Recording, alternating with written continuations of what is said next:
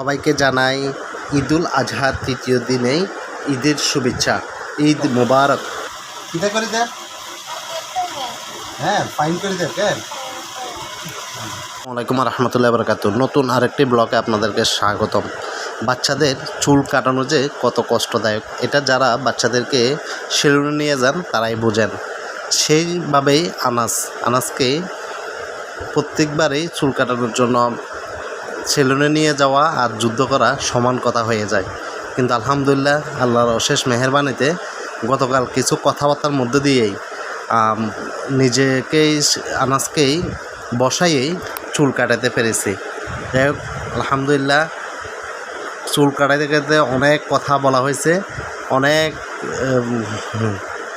অনেক গল্পর পরেই গল্প করতে করতেই চুল কাটানো হয়েছে।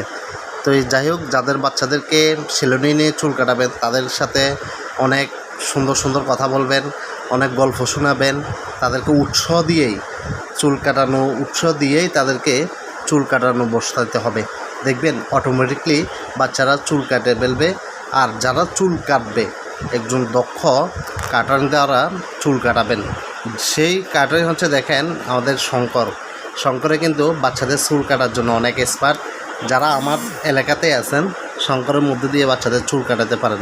দেখুন, বাচ্চাদের চুল কাটানোর সময় বাচ্চাদের চুল যখন ঘায়ে লাগে তখনও কিন্তু বাচ্চারা বেশি বিরক্তি বোধ করে।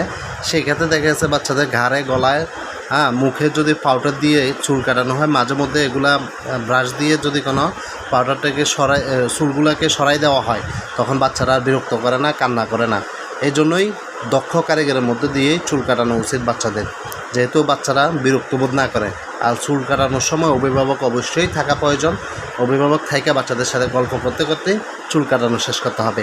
সবাইকে ঈদ মোবারক এবং ভালোবাসা অবিরাম।